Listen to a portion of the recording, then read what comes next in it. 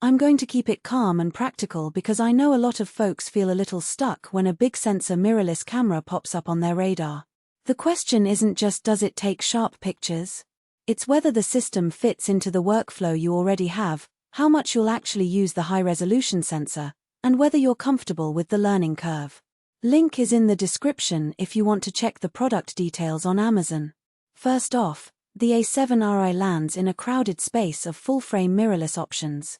It's the kind of camera that promises 42-megapixel detail, real-time eye tracking for both people and pets, and a 10 frames per second burst that sounds like a studio-grade tool.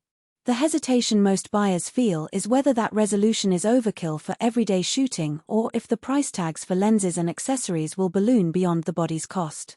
In other words, is it a future-proof investment or a case of paying for specs you'll never truly need? If you spend most of your time shooting weddings, landscape, or commercial work where you can afford to post-process a 40-plus megapixel file, the a7R lands nicely. The sensor's 42.4 MP XMOR CMOS delivers astonishing detail that holds up when you pull the image into a large print or crop heavily for a tight composition.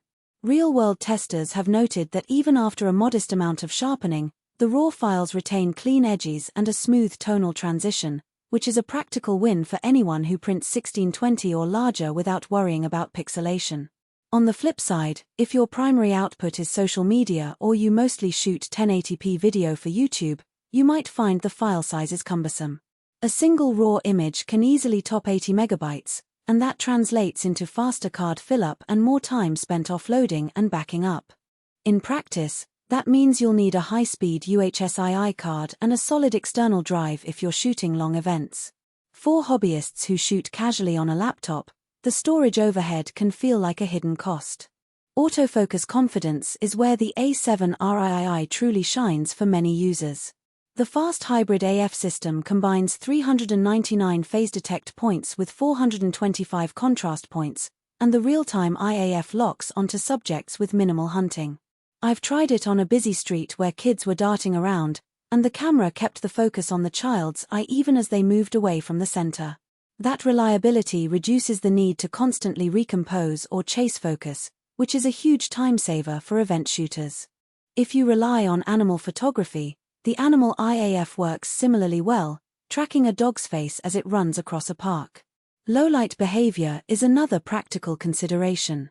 The sensor's native ISO range of 50102-400, combined with the BIONZX processor, produces clean images up to about ISO 3200.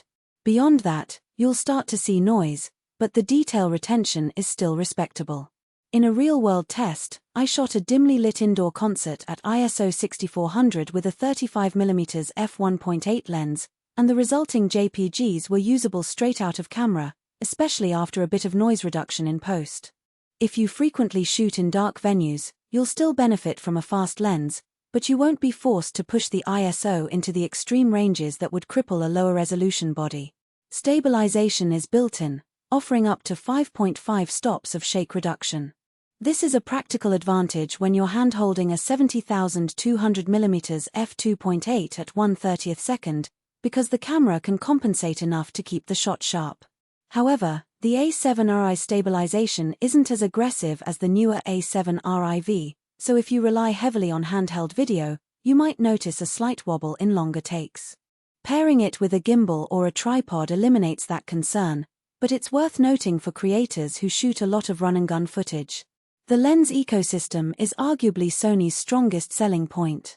The amount has grown into a mature lineup with both native and third-party options covering everything from ultra-wide to super telephoto. For the a7R, you'll likely start with a 2470mm f4 or a 35mm f1.8 if you want a versatile walk-around lens. The high resolution really shines when you pair the body with a sharp, well-corrected lens.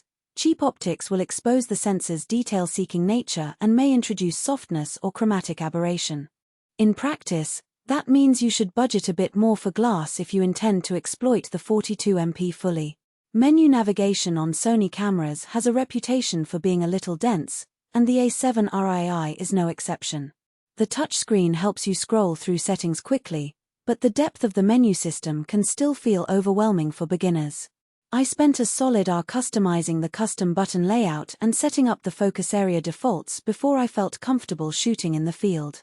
If you're new to mirrorless, expect a short learning curve, but the customization options are a real strength once you get past the initial friction. Battery life is surprisingly solid for a high-resolution mirrorless. The NPFZ100 cell gives you roughly 650 shots per charge under normal conditions, and that number